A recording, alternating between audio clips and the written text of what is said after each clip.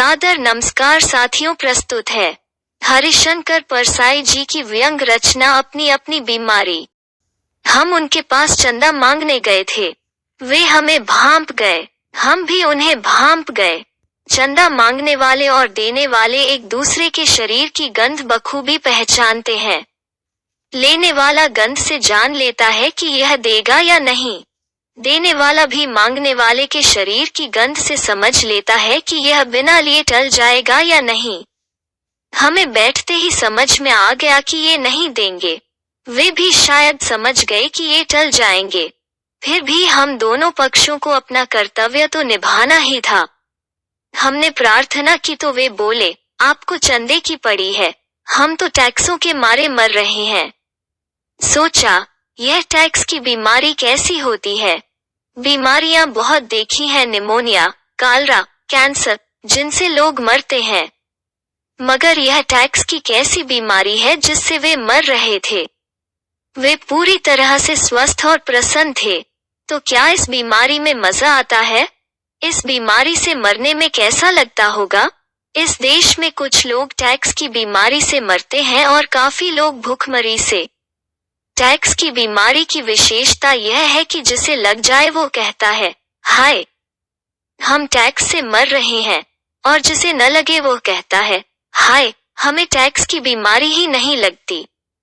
कितने लोग हैं कि जिनकी महत्वाकांक्षा होती है कि टैक्स की बीमारी से मरे, पर मर जाते हैं निमोनिया से। हमें उन पर दया आई, सोचा, कहे कि प्रॉपर्टी समेत यह बीमारी हमें दे दीजिए, पर वे नहीं देंगे। यह कमबख्त बीमारी ही ऐसी है कि जिसे लग जाए उसे प्यारी हो जाती है। मुझे उनसे ईर्ष्या हुई। मैं उन जैसा ही बीमार होना चाहता हूँ, उनकी तरह ही मरना चाहता हूँ। उनका दुख देखकर मैं सोचता हूँ, दुख भी कैसे कैसे होते हैं। अपना अपना दुख अलग होता है। उनका दुख था कि टैक्स मारे डाल रहे हैं।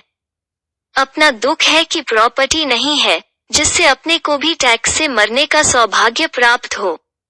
हम कुल 50 रुपया चंदा न मिलने के दुख में मरे जा रहे थे। मेरे पास एक आदमी आता था जो दूसरों की बेईमानी की बीमारी से मरा जाता था। वो आदर्श प्रेमी आदमी था। गांधी जी के नाम से चलने वाले किसी प्रतिष्ठान में काम करता था। मेरे पास घंटों बैठता और बताता कि वहाँ कैसी बेईमानी चल रही है। कहता, युवावस्था में मैंने अपने को समर्पित कर दिया था, किस आशा से इस संस्था में गया और क्या देख रहा हूँ। मैंने कहा, भैया, युवावस्था में जिनने समर्पित कर दिया वे सब रो रहे हैं, फिर तुम आदर्श लेकर गए ही क्यों? मैं समझ गया उसके कष्ट को। गांधी जी का नाम प्रतिष्ठान में जुड़ा होने के कारण वो बेईमानी नहीं कर पाता था और दूसरों की बेईमानी से बीमार था। अगर प्रतिष्ठान का नाम कुछ और हो जाता तो वह भी औरों जैसा करता और स्वस्थ रहता, मगर गांधी जी ने उसकी जिंदगी बर्बाद की थी। बड़े बड़े दुख हैं। मैं बैठा हूँ, मेरे साथ 2-3 बंधु बैठे हैं। मैं दुखी हूँ। मेरा दुख यह है कि मुझे बिजली का 40 रुपए का बिल जमा करना है और मेरे पास इतने रुपए नहीं है। तभी एक बंधु अपना दुख बताने लगता है। उसने 8 कमरों का मकान बनाने की योजना बनाई थी। 6 कमरे बन चुके हैं। 2 के लिए पैसे की तंगी आ गई है। वो बहुत बहुत दुखी है।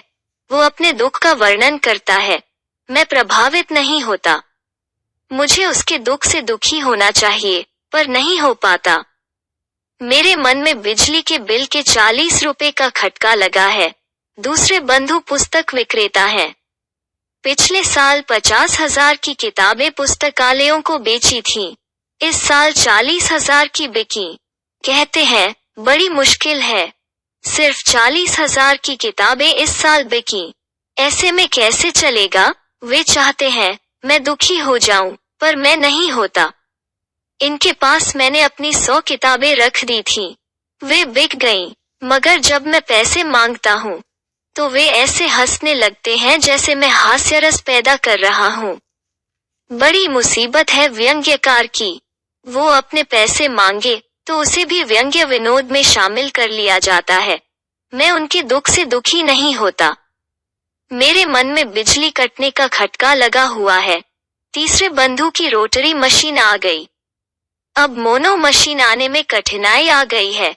वे दुखी हैं। मैं फिर दुखी नहीं होता।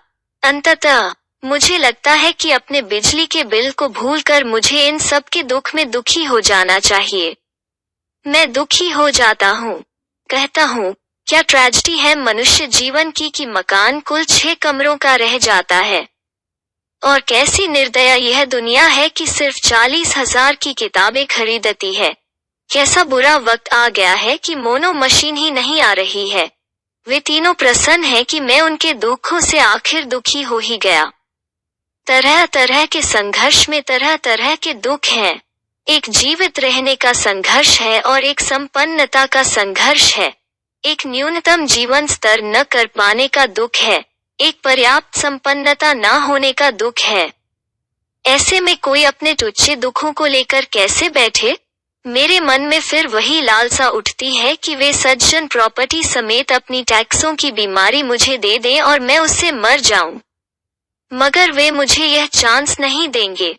न वे प्रॉपर्टी छोड़ेंगे, न बीमारी, और मुझे अंततः किसी ओछी बीमारी से ही मरना होगा।